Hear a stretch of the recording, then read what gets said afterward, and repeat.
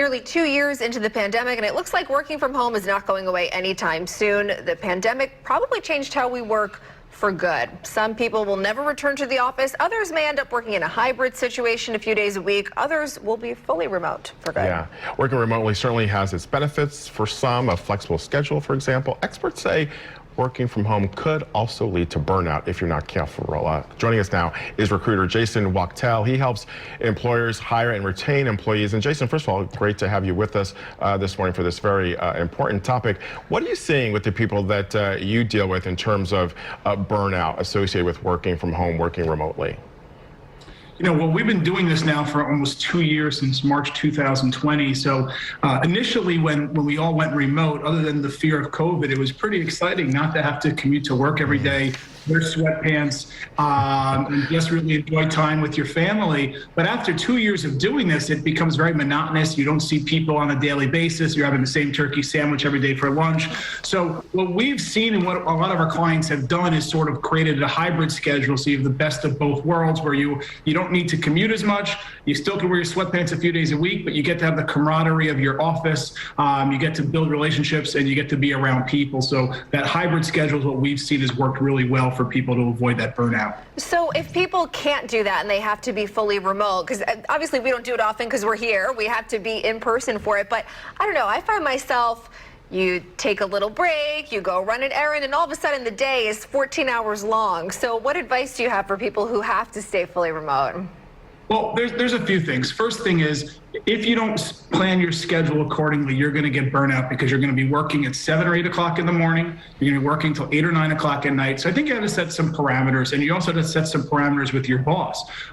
You're on at 9 o'clock in the morning. If that's your time, you work till 12. You get your half-hour, 45-minute lunch. Instead of sitting in front of your computer, perhaps you go for a walk. Perhaps you lift weights if you have that at your house. Maybe you watch TV. But you have to separate the day, because if you're sitting in front of your computer with absolutely no break for 12 hours a day, you're going to want to put a gun to your head, because it's way too stressful.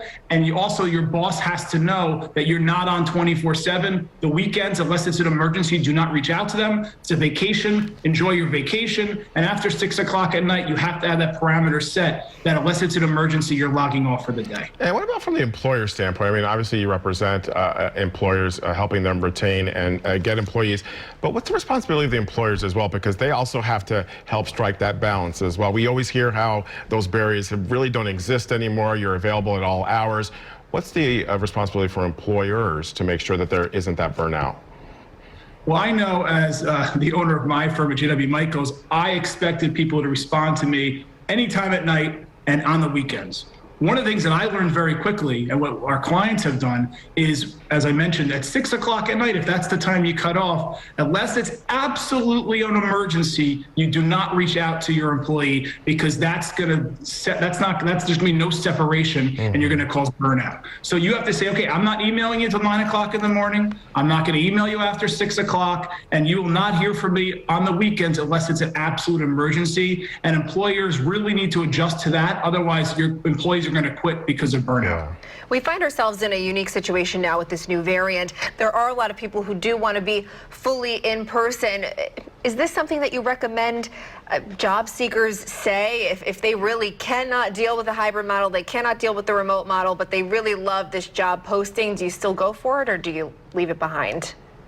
Well, I would say the vast majority of our clients at JW Michaels in the New York metropolitan area are at a hybrid schedule. And I would say as of a week ago, that was pretty much most of our clients. But we're going to see for the next month or so, most clients are now going sort of remote or barely hybrid, just to get through this winter Omicron deal that we're in the middle of. So I think it'd be very hard for employees to request to be in 5 days a week, because most companies are not in 5 days a week. And from what we've seen through the last year or so, the majority of clients in New York are looking at a hybrid schedule. That may mean instead of 3 days a week that they're asking you to come in, you may ask for the 4th or 5th day, but that's generally going to be on an optional basis, not mandatory by the client. And Jason, we just have a few seconds left. You know, a lot of employers have sort of rescheduled and delayed their return to the office. Are you seeing and hearing a lot more of that now, especially now with this new variant? Well, I still believe the vast majority of companies in the New York area have been back in the office since like end of September. What I have seen, though, are a lot of firms are saying, take the next 2 to 3 weeks, work remotely or make it optional. And then what we're going to do is we're going to implement some testing policies that when you come into the office, you are fully tested, and then we're going to get back to the hybrid model. So I think what Omicron has done is people are still planning on being in the office, but now there has to be a little bit more rigorous testing behind it because of how contagious this variant is and how the symptoms are so much less that you could be in the office, have COVID, and have no idea. Right. Well, Jason, we appreciate you coming on with us. Jason Wachtel, giving some insight on the future of work from home, and we certainly have a long way to go, but we appreciate you coming on. Have a great rest of your weekend. Thank you for having me, and you as well.